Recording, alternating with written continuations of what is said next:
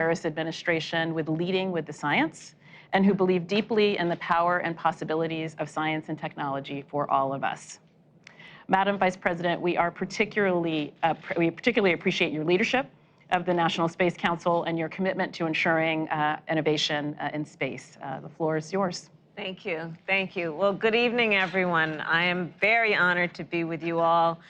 President Joe Biden and I talk often about our mutual passion for everything you all do. This is a very exciting moment to join you for the unveiling of the work that you have been laboring on for decades. So to our President Joe Biden, thank you for your leadership around all of these issues. Our NASA Administrator Bill Nelson and the Office of Science and Technology Policy Acting Director Dr. Alondra Nelson. Thank you also to our colleagues from across the White House and NASA and everyone else joining us from home. So yes, as chair of the National Space Council, I know that today represents an exciting new chapter in the exploration of our universe. From the beginning of history, humans have looked up to the night sky with wonder. And thanks to dedicated people who have been working for decades in engineering and on scientific marvels, we can look to the sky with new understanding. When NASA launched the Hubble Space Telescope in 1990, we were able to see the stars unobstructed by the Earth's atmosphere and understand the universe in ways we could have never imagined even a few decades earlier. And now we enter a new phase of scientific discovery. Building on the legacy of Hubble, the James Webb Space Telescope allows us to see deeper into space than ever before and in stunning clarity. It will enhance what we know about the origins of our universe, our solar system, and possibly life itself. This was made possible by partnership among nations, and it is an example of how the scientific endeavor can build upon the international rules and norms that govern our cooperation in space. This telescope is one of humanity's great engineering achievements. And the images we will see today are a testament to the amazing work done by the thousands of workers across our nation who dedicated years to this project. They embarked on this complex endeavor for the benefit of humankind, and in the process accelerated American innovation, strengthened partnerships with our allies, and will undoubtedly inspire generations to look to the heavens with excitement and ambition. With that, it is my great honor to introduce a leader who has always believed in the power of American innovation and international cooperation to achieve the remarkable, our President, the President of the United States, Joe Biden. Well, it's great to be with you all. And I was going to say good afternoon, but we're starting this meeting late because I was engaged in preparing for a trip to the Middle East. But today is a historic day. And thank you, Vice President Harris, Chair of the National Space Council.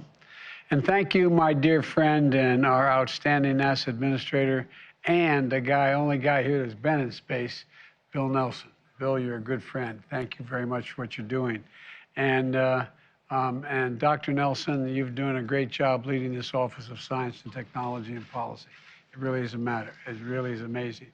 6.5 months ago, a rocket launched from Earth, carrying the world's newest, most powerful deep space telescope on a journey 1 million miles into the cosmos. First of all, that blows my mind. 1 million miles into the cosmos. Along the way, unfolding itself, deploying a mirror 21 feet wide, a sun shield the size of a tennis court, and 250,000 tiny shutters, each one smaller than a grain of sand. Put together, it's a new window into the history of our universe. And today we're going to get a glimpse of the first light to shine through that window. Light from other worlds, orbiting stars, far beyond our own. It's astounding to me when I read this and I saw the first. I mean, it really is. It's anyway, I don't want to. I'll see what they think when we see this. But light where stars were born. and from where they die. Light from the oldest galaxies, the oldest documented light in the history of the universe, from over 13 billion, let me say that again, 13 billion years ago. It's hard to even fathom. Tomorrow, when this image is shared with the world, it'll be a historic moment for science and technology, for astronomy and space exploration, for America and all of humanity. You know, as an international collaboration, this telescope embodies how America leads the world, not by the example of our power, but the power of our example. A partnership with others. It symbolizes the relentless spirit of American ingenuity. And it shows what we can achieve, what more we can discover, not just about distant places, but about our very own planet and climate, like NASA's Earth Systems Observatory that we launched last year. That's why the federal government must invest in science and technology more than we have in the past. These images are going to remind the world that America can do big things. And they remind the American people, especially our children, that there's nothing beyond our capacity, nothing beyond our capacity. We can see possibilities no one has ever seen before. We can go places no one has ever gone before. You know, you've heard me say over and over again, America is defined by one single word: possibilities. Possibilities. I want to thank the team at NASA for once again showing that that's who we are. That's who we are as a nation of possibilities. And now let's take a look at the very first image from this miraculous telescope.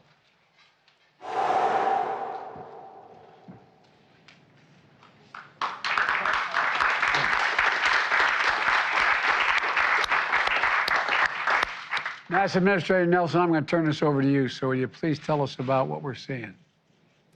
Mr. President, if you held a grain of sand on the tip of your finger at arm's length, that is the part of the universe that you're seeing, just one little speck of the universe. And what you're seeing there are galaxies. You're seeing galaxies that are shining around other galaxies whose light has been bent. And you're seeing just a small little portion of the universe. You know, 100 years ago, Mr. President, Madam Vice President, 100 years ago, we thought there was only one galaxy. Now, the number is unlimited.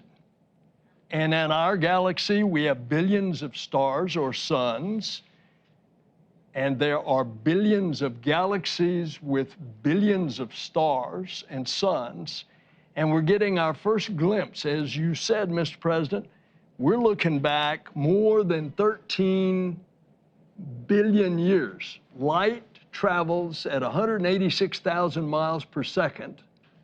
And that light that you are seeing on one of those little specks has been traveling for over 13 billion years. And by the way, we're going back further because this is just the first image. They're going back about 13.5 billion years. And since we know the universe is 13.8 billion years old, we're going back almost to the beginning. That is the discovery that we are making with this. There's another thing that you're going to find with this telescope. It is going to be so precise, you're going to see whether or not planets, because of the chemical composition that we can determine with this telescope of their atmosphere, if those planets are habitable. And when you look at something as big as this is, we are going to be able to answer questions that we don't even know what the questions are yet. This is what's happening. And it's because of this wonderful team that's out here. Part of that team, led by Thomas Zurbuchen, it was in trouble financially 5 years ago.